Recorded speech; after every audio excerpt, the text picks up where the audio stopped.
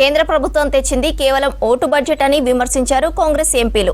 దేశంలో growth rate ఘోరంగా పడిపోయిందన్నారు. ఏడాదికి 2 కోట్ల ఉద్యోగాల హామీ ఏమైందని ప్రశ్నించారు. ఉద్యోగాలు కల్పించే వారికి ఇవ్వాల్సిన ఇన్సెంటివ్లు అంబానీకి, అదానీలకు ఇస్తున్నారని మండిపడ్డారు. తెలంగాణను కేంద్రం పూర్తిగా పక్కన పెట్టిందన్నారు కాంగ్రెస్ ఎంపీలు.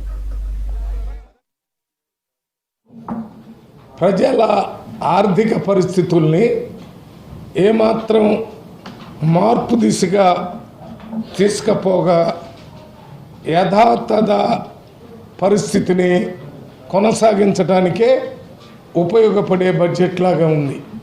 ఈ బడ్జెట్లో ముఖ్యంగా ఎన్నికలు పోయేటటువంటి బీహార్ రాష్ట్రం, ఢిల్లీ రాష్ట్రాన్ని దృష్టిలో పెట్టుకుని బడ్జెట్ తయారు చేశారు తప్ప భారతదేశ బడ్జెట్ లాగా లేదు. బీహార్ రాష్ట్రాన్ని 5 సార్లు బడ్జెట్లో నిర్మలా సీతారామన్ గారు మాట్లాడారు. అక్కడ ఇరిగేషన్ ప్రాజెక్టుకి డబ్బులు ఇస్తారని చెప్పారు, ఎడ్యుకేషన్ ప్రాజెక్టుకి ఇస్తారని చెప్పారు, ఇంకా 2-3 ప్రాజెక్టులకి బడ్జెట్ ఇస్తారని చెప్పి బీహార్ గురించి ఒకేసారి చెప్పడానికి అవకాశం ఉన్న 5 సార్లు బడ్జెట్లో మాట్లాడారు. ఎన్నికల్లో ఓట్లు పడాలంటే బీహార్ గురించి కేంద్ర బడ్జెట్లో ఫైనాన్స్ మినిస్టర్ మాట్లాడాడని చెప్పడానికి. అదే ఇరిగేషన్ ప్రాజెక్టు తెలంగాణ రాష్ట్రంలో పాలమూరు రంగారెడ్డి ప్రాజెక్టుకి కేంద్ర ప్రభుత్వం జాతీయ ప్రాజెక్టుగా చేసి బడ్జెట్ అలాట్మెంట్ చేయాల్సి ఉన్నా కూడా తెలంగాణ పేరు కానీ తెలంగాణలో ఉన్న ప్రాజెక్టు, పెద్ద మేజర్ ప్రాజెక్టు మన పాలమూరు రంగారెడ్డి గురించి మాట్లాడలేదు. ఈ ఎన్నికల ప్రచార బడ్జెట్ సమావేశాన్ని ముగించారు. ఎందుకంటే ఢిల్లీ గద్దెని దక్కించుకోవాలన్న ఉద్దేశము ఇలా బడ్జెట్లో క్లియర్ కట్ కనపడదు. తెలంగాణ రాష్ట్రం గురించి చర్చ లేదు, ఊసు లేదు, ముచ్చట్లేదు. ఓవరాల్గా దక్షిణాది రాష్ట్రాల గురించే చిన్న చూపు చూస్తున్నది బీజేపీ ప్రభుత్వం. ఎందుకంటే ఎక్కువ ఇన్కమ్ ట్యాక్స్ కానీ, ఎక్కువ కమర్షియల్ ట్యాక్స్ కానీ, సేల్ ట్యాక్స్ కానీ, జీఎస్టీలు కానీ ఈరోజు వాస్తవంగా దక్షిణ భారతదేశం నుంచి ఎక్కువ వస్తాయి. దాంట్లో తెలంగాణ అనే రాష్ట్రము చాలా కీలకమైన రాష్ట్రం ఉన్న జనాభా ప్రకారం. మరి వీళ్ళ రాజకీయ అవసరాల కోసమే బడ్జెట్లు ఎక్కువ కాన్స్టిట్యున్సీలు ఉన్నటువంటి ప్రదేశాల మీద, ఎక్కువ సీట్లు ఎక్కడైతే బీజేపీ గడిస్తుందో ఆ రాష్ట్రాల మీదనే కాన్సన్ట్రేట్ చేస్తారా? దేశంలో ఒక గుజరాతే కాదు, ఇవాళ గుజరాత్ వ్యాపారస్తులకు అనుకూలంగానే మీరు తయారు చేస్తున్న వ్యవస్థ కాదు. ఇవాళ అన్ని రాష్ట్రాలలో కూడా అంబానీలు, అదానీలు చేయాల్సిన అవసరం నరేంద్ర మోడీ గారికి ఉంది. నిర్మలా సీతారామన్ గారు ఆ పొజిషన్కి ఎంత అన్ఫిట్ అని చెప్పి ఈరోజు ఈ బడ్జెట్ సమావేశంలో క్లియర్గా తెలుస్తున్నది. నాలెడ్జ్ లేకపోవడంతో కానీ, లేదా తెలంగాణ మీద ప్రేమ లేకపోవడం కానీ ఈరోజు బడ్జెట్లో స్పష్టంగా తెలిసిపోతుంది. మీ అందరు చూసినారు, 10 సంవత్సరాల క్రితం డాలర్ రేటు పడిపోతుంది అని చెప్పి మోడీ గారు చాలా ఎగతాళి చేసినారు. దురదృష్టం ఏంటంటే లోయెస్ట్ వాల్యూ రూపీకి ఉన్నదంటే ఇది బీజేపీ హయాంలో అని చెప్పి ఈరోజు స్పష్టంగా తెలుస్తుంది.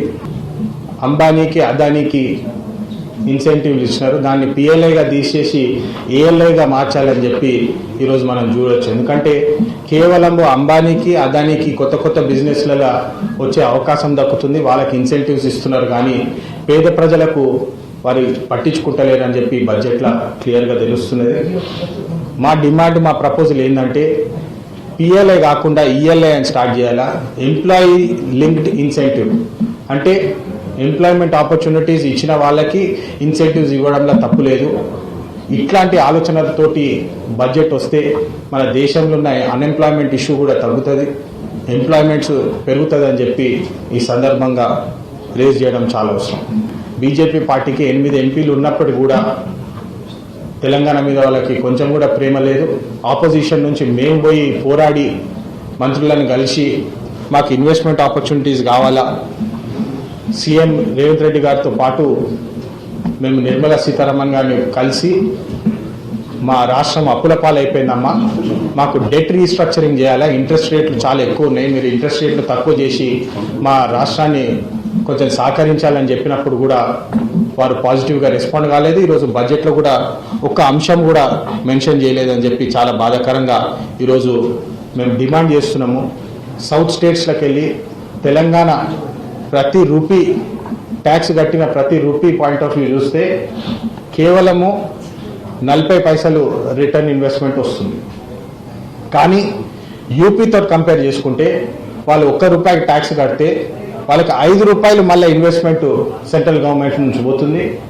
మళ్ళీ బీహార్ పాయింట్ ఆఫ్ వ్యూ చూస్తే వాళ్ళు ₹1 ట్యాక్స్ కడితే దానికి ₹10 ఎక్స్ట్రా ఇన్వెస్ట్మెంట్ పోతుందని చెప్పి ఈ సందర్భంగా గమనించకపోదు. ఎందుకంటే కేవలము వాళ్ళ vote bank politics, vote bank budget చూసుకుంటున్నారు. కానీ development point of view, contribution point of view, తెలంగాణకి వెళ్ళి మాకు ఇంత ఎర్నింగ్స్ వస్తున్నాయి, ఇంత రెవెన్యూ కాంట్రిబ్యూట్ చేస్తుంది తెలంగాణ, అందుకని తెలంగాణలో ఇంకొన్ని ప్రాజెక్ట్స్ పెడదామని చెప్పి వాళ్ళకి ఆలోచన లేదు. తెలంగాణలో అతి పెద్ద టెంపుల్ ఉందన్నమాట, రామాలయం భద్రాచలంలో. దానికి ఇప్పటివరకు ఒక్క ఫండ్ లేదు. మరి ఇన్ని స్కీమ్స్ ఉత్త బీహార్ గురించి మాట్లాడుతూ, మిగతా స్కీమ్స్ పై మాట్లాడుతూ వితౌట్ ఫ్యాక్ట్స్, అంటే ఏ ఫ్యాక్ట్స్ లేదు. కానీ ఇంత ఆదాయం వస్తుంది అనేది ఫిగర్ ఆల్రెడీ డిసైడ్ అయిపోయింది. 22 లక్షల మందికి ఎంప్లాయ్మెంట్ ఫుట్వేర్ ఇండస్ట్రీలో. ఎక్కడి నుంచి వచ్చింది అది ఫిగరు? ఈ బడ్జెట్లో ఏ క్లారిటీ లేదని నేను మనవి చేస్తున్నాను. ఎన్డీఏ బీజేపీ ప్రభుత్వం వచ్చిన తర్వాత మనం చూస్తా ఉన్నాం, స్టేట్ గవర్నమెంట్ కు మరి ఎటువంటి సెంట్రల్ డైరెక్ట్ నిధులు ఇవ్వకుండా మరి రాష్ట్రాలకు కూడా ఈ ఎడ్యుకేషన్ దాంట్లో కూడా అన్యాయం చేస్తా ఉన్నాం. మరి ఈ విధంగా అన్ని విధాలుగా మరి తెలంగాణ స్టేట్ కు అన్యాయం జరుగుతూ ఉంది. మరి ఈ వచ్చే బడ్జెట్ సమావేశం మేమందరం తెలంగాణ సంబంధించిన ఎంపీస్ మరి ప్రభుత్వం